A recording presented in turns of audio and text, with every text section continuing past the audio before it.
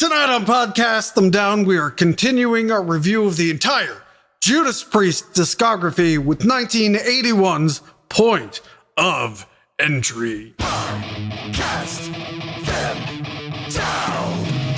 Hail, Metal Nation, it is I, Tim. You gotta break it down, says Timmy loves Judas Priest. And that is Matt, Dessert Fox, and the Troubleshooter, Doug. And, we're coming off of British Steel. You know, the band is at its commercial and creative peak so far in its career, and nothing's gonna slow that down, and they're just gonna get even better and better, right? Right. So let's remind ourselves how the hell we do these Judas Priest episodes. Please. I don't remember. Flying through them. Like, I worry we're going to be out of them. Absolutely. I mean, we will be eventually. But we still have, like, 4 more decades to do, right? 80s, 90s, yeah. zeros. 4.5. All right. Yeah. So, yeah, like I said, British Steel, they finally broke in America. So the record label says, here's tons of money. Go write us another album that will continue to break through. So with this money, they were able to book a new studio. This one was in Ibiza, Spain. So they didn't record this one in Ringo Starr's house? Right. Yeah, they instead went to Spain near the coast and flew all their equipment in. It's tax avoidance. Yeah, well, they all had residences in Spain where they had to live for enough of the year to avoid taxes. So, they flew like their mixing desk in and stuff like that. So apparently they weren't used to helping unload and reassemble studio equipment. And they, what's weird is all the things said this place, Ibiza Studios, was state of the art. But if it's state of the art, why do they have to bring their own mixing desk? That's I don't know. That's a little weird. They had a 9-track recorder. so they, there's a great scene in Peter Jackson's, Get Back, the Beatles documentary. Mm-hmm. Thing where to get to 16 channels they had the 8 channels, and then George Harrison lended the Beatles his console, so they had to like wire them up somehow together. So they were able to. Well, that was the late 60s. So I recall a similar sort of thing with Brian Wilson trying to record Good Vibrations, and it was something like 124 tracks, and like each track was a mesh of 8 other tracks, and it was this weird like math problem. Yeah. So for the first time, Judas Priest comes into the studio with not an album written. Nothing's written.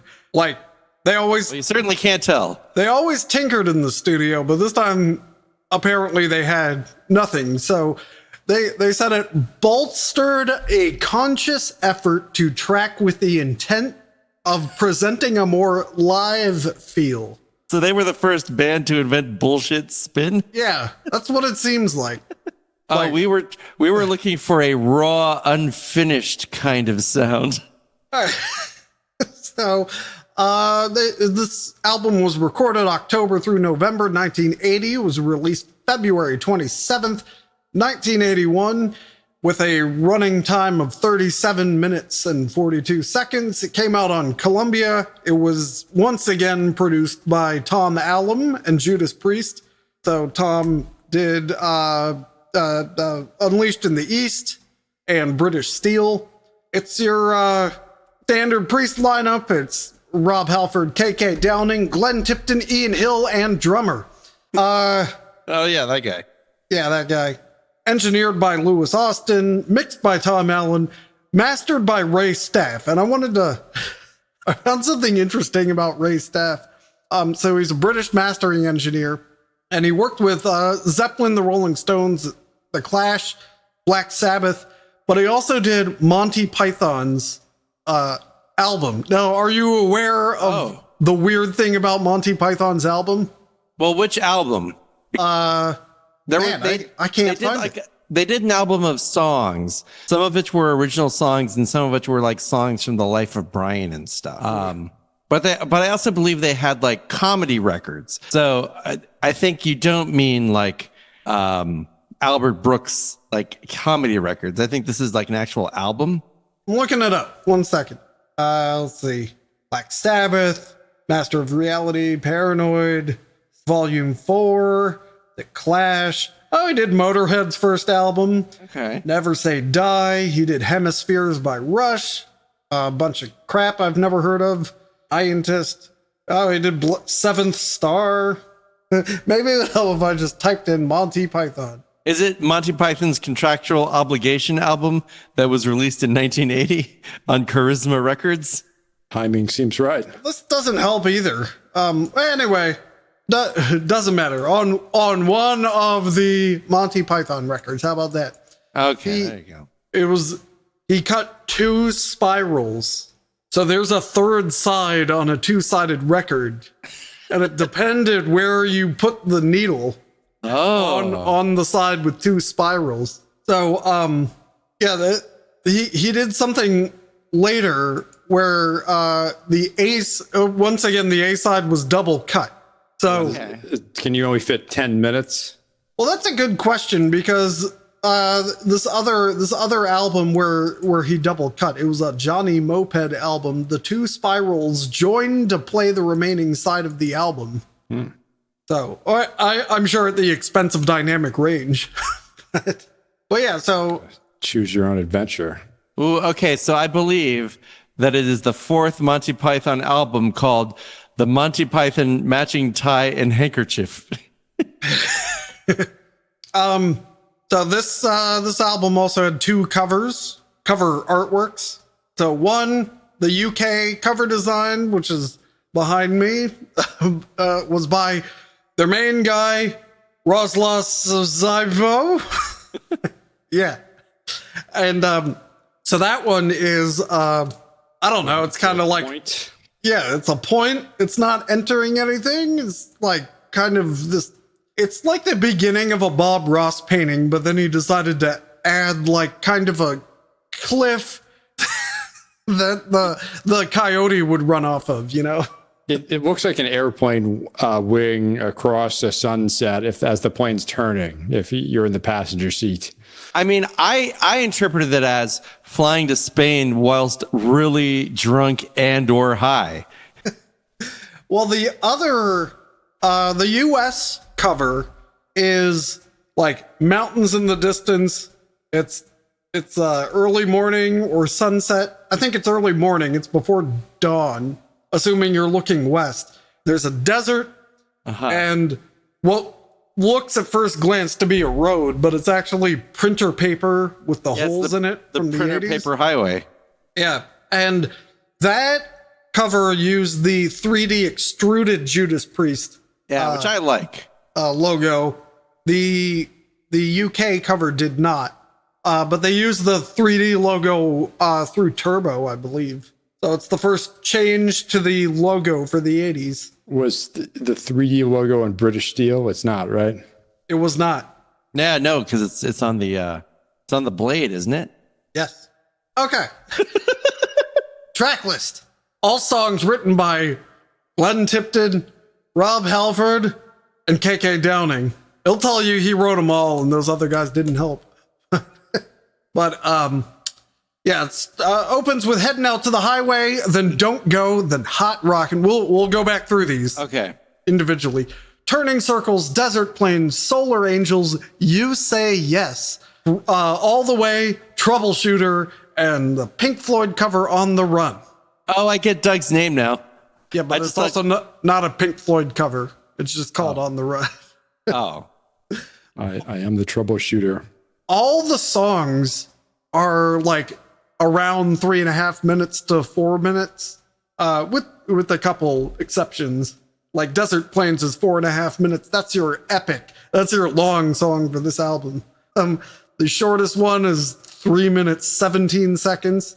That's hot rockin'. Like it's the most commercial, like here's some schlock for you. Yeah. On the plus side, the longest song on British Steel was You Don't Have to Be Old to Be Wise. Oh, that's true. And that was 5 minutes, I think. Yep. All right, facts and trivia. European distribution of the album features here's how they describe it. An intriguing and colorful sort of futuristic metal wing over a horizon shot. Okay. Not untrue. It was in the alternate cover was in Canada, USA, Australasia, Brazil, Hong Kong, and Japan. And it was designed by another in-house Columbia Records guy, John Berg. And it says there's white cardboard boxes on the back of that one. So you flip it, like, what does that have to do with anything? Cardboard boxes? Like it's all Modern. Documents? Yeah, well, it's what the paper came in. Well, Glenn Tipton said, the sleeve was awful and we've got to blame management for that because they didn't shop around enough to get one that was suitable. What are you talking about? There was one that was suitable in the UK. Yeah, the one nice thing about Spotify and Apple Music and all is it's forcing this logo on us Americans. Hey, hang on. I didn't finish the quote. The American cover was different, but that turned out to be even worse. I was saying this one's good enough. He hates this one. Oh, he hates the good and one? really hates the American cover. Oh. Yeah, the remaster used the American ones. That's probably the one that's on all the streaming services. All right, so you have Apple Music, right, Matt? What cover do you have there? I have I do not have either. I have sort of a modified version of the UK cover. Never mind. Apple Music does this really stupid bullshit thing where The animation. AI animates the covers. So it is the UK cover, but they're just doing some There's nothing to animate. bullshit. No, the it's a wing plain flies. wing. Yeah. Yeah. This is a good cover. Glenn Tipton's wrong, but clearly it caused, because I think this is the last cover this guy does. I see. I see what's going on. It's like Banking. Yeah. it moves the wing across. Yeah, but when it pauses, see, this is an Apple Music problem. When it pauses, it doesn't pause with the actual cover. It pauses in the end progression of the weird thing. Weird. Let's see. They embarked on the North American leg of the they called it the Worldwide Blitz Tour, which is not a reference to anything on the album. So I feel like they're like already kind of distancing themselves in some way from putting, like, I think they knew they had a stinker. We'll get there. But their opener on that tour in America was Iron Maiden, promoting the release of Killers, was their second album, I believe. There was Solar Angels off Point of Entry was often one of the show openers, and they did Desert Plains a lot. So the Worldwide Blitz Tour was 115 shows, including July 1st, 1981, at the Capitol Center in Landover, Maryland, where they return years later for Judas Priest number one. for all these wonderful moments. After this, we are headed to Ocean City to party. So I think that girl wasn't old enough to go see them when they were touring for Point of Entry.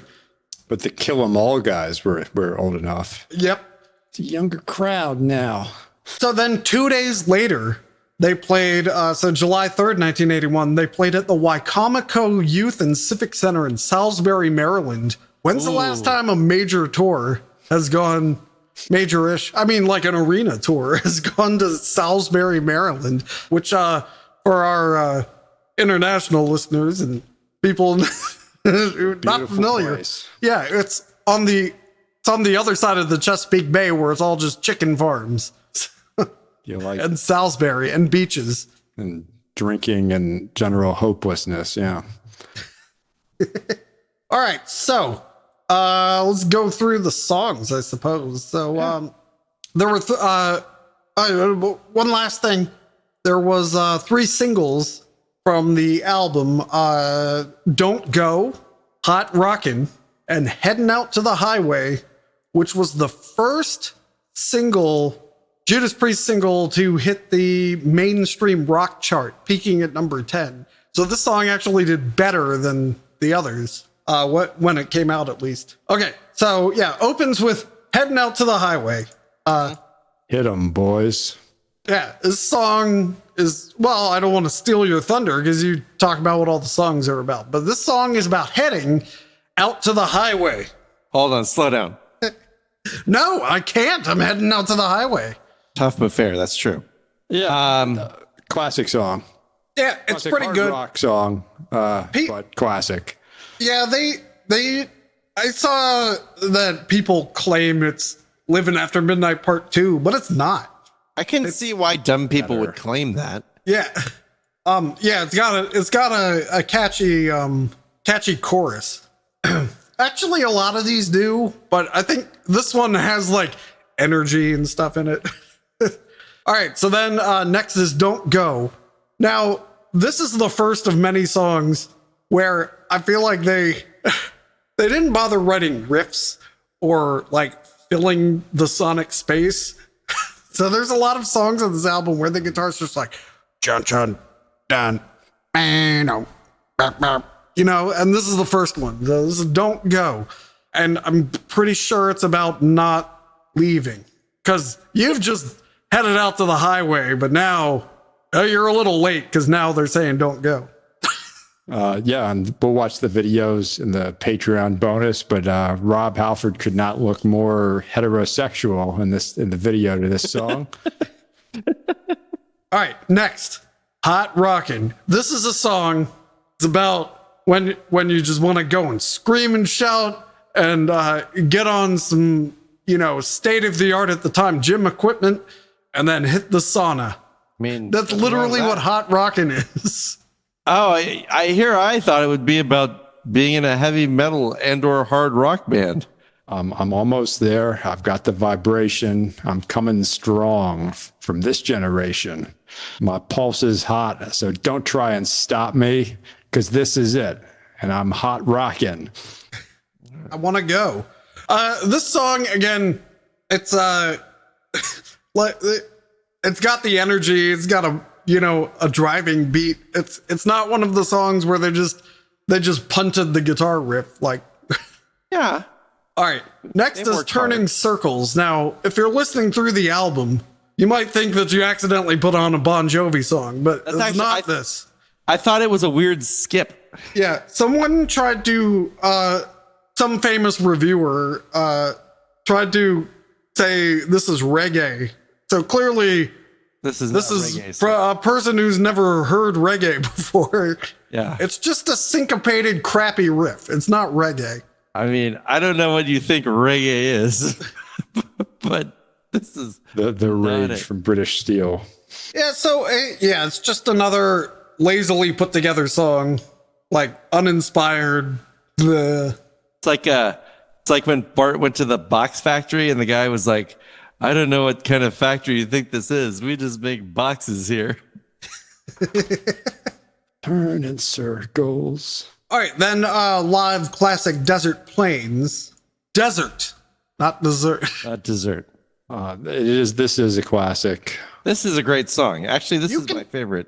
Yeah, you can tell, like, this one probably the drummer's doing the most out of the whole album on this one. Like, he came to work today.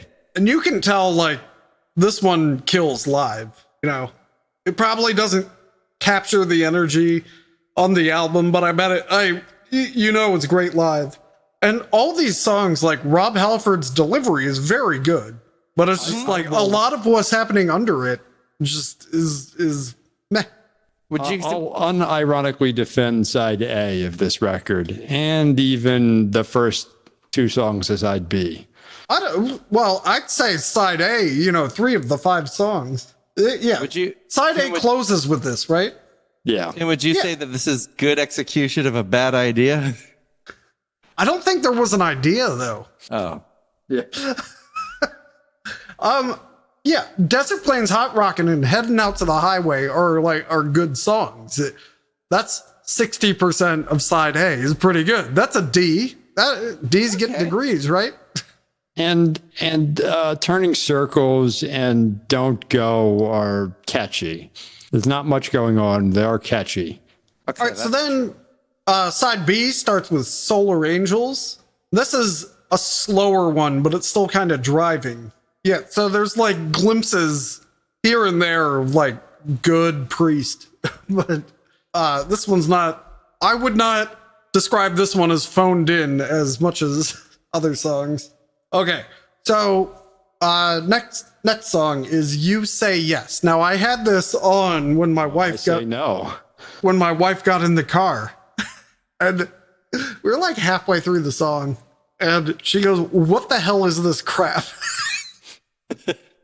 So yeah, Da da da da. Da da da da. it's very Guns N' Roses where they forgot to write anything but the chorus. Yeah. You say yes, I say no. And it's like that Beatles song. Hello, hello, you say goodbye, I say it's the same thing, only boring. Not great. All right, next is All the Way. The standout in this song is the stupid clapping at the end.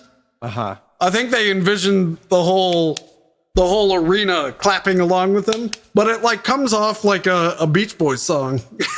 Yeah, this is where I check out. I'm off the bandwagon here. Yeah, often this is where I feel like a lot of these albums, you stick your weakest stuff in the middle of side B and hopefully end strong. So let's press on and find out if we end strong. So next is Troubleshooter. Hey. Which basically just sounds like the previous song, just without the clapping. And then I don't know what else to say about this song. So then it ends with On the Run, which sounds like the last two songs, only a little faster. But I like the song because it reminds me of like the convenience store at mobile gas stations. They even have that outside of here. I don't know. Doug, are there mobile on the runs in LA? No. Oh. AM, PM, and 76. God bless America. The only thing I'll say about On the Run is that it's very bluesy. So I think it's kind of a glimpse into the 70s Priest stuff, but it's totally a punt. And that's the whole record. Like, well, then Thunder Road starts playing, and then you're like, wow, there's some life here. And then you realize it's a bonus track. Yeah, that was recorded during Ram It Down, which in my mind, I have to Ram It Down and Point of Entry, like, just sound like the same album to me, but they're very not. Yeah, I can see that. Yeah, and the other bonus track on the reissue is a live version of Desert Plains. Yeah, so I vaguely recall in Rob Halford's book, I think they were enamored with being Tittenhurst Park, where they recorded British Steel. There's like nothing to do, so but now they're near the beach. So apparently every night they'd go out to the beach and like hit the bars and drink themselves stupid and then come back. They'd be all hungover and then they got to record all day. No. So really, I think it was just the rock and roll lifestyle. And this will be a reoccurring theme, at least the sun and the fun and the partying is also what they credit the turbo sound to. Turbo is that was a different country, right?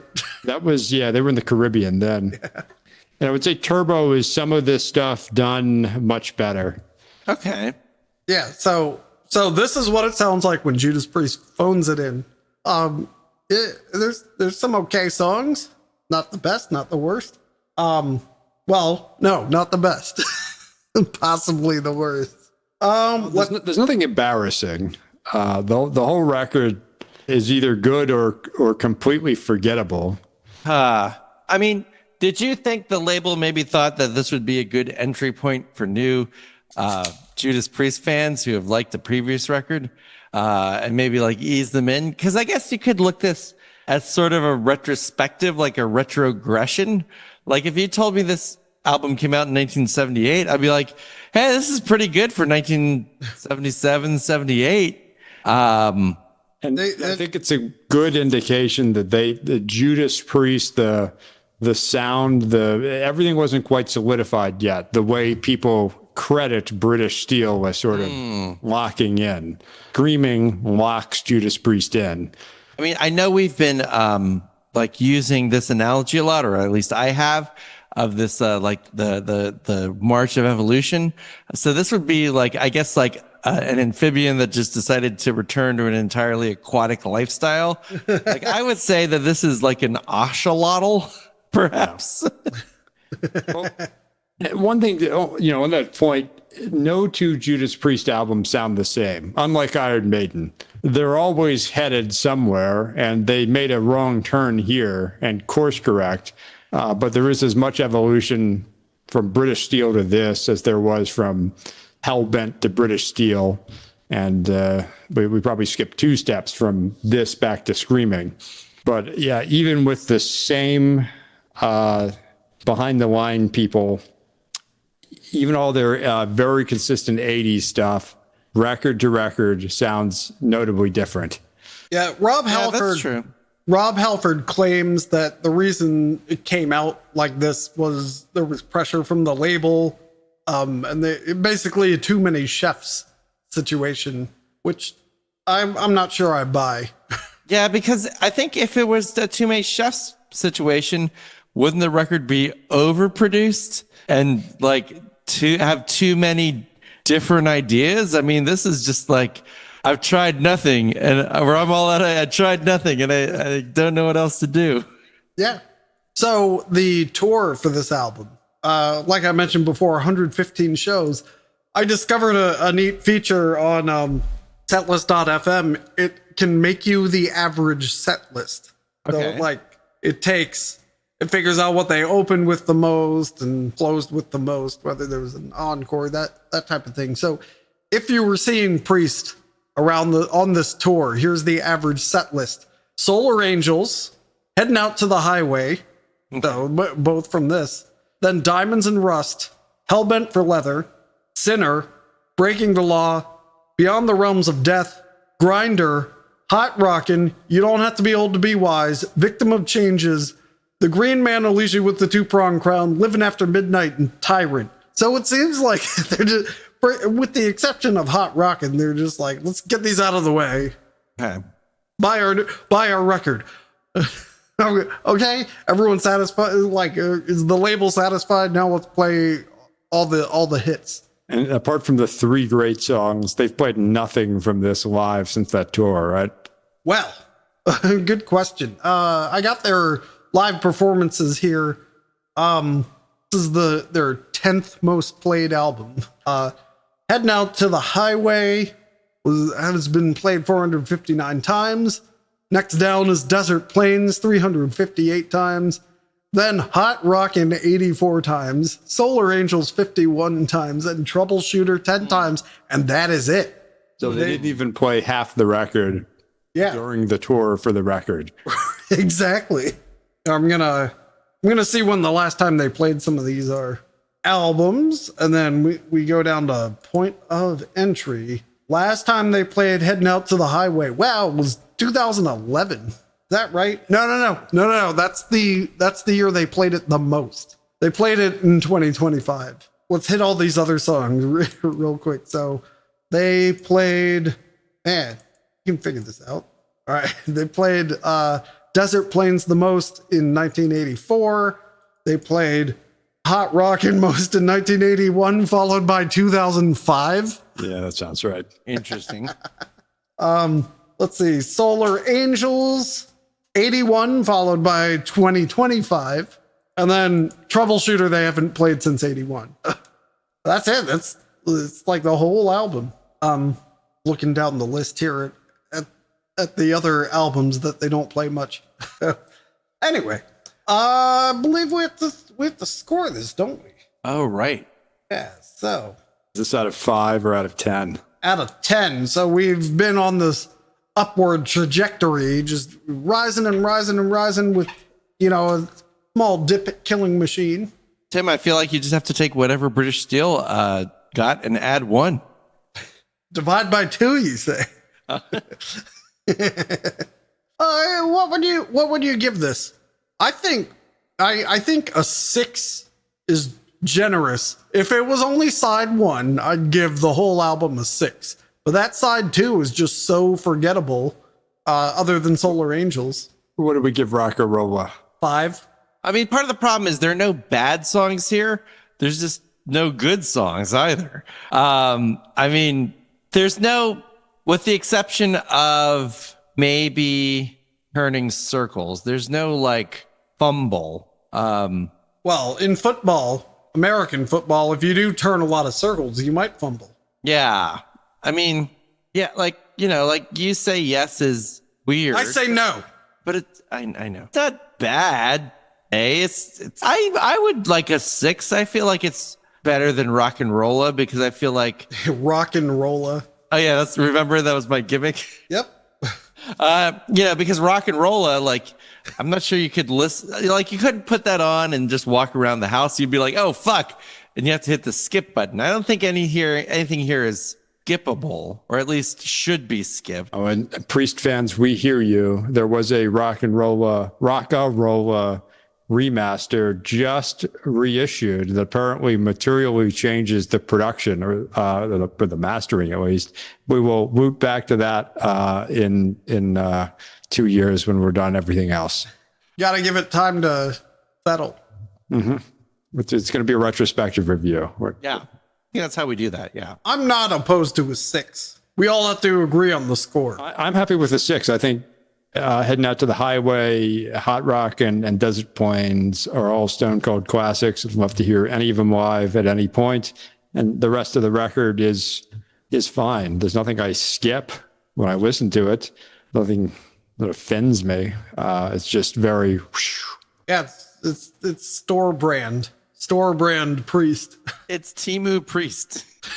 Well, not anymore because those de minimis things that de minimis exception is over.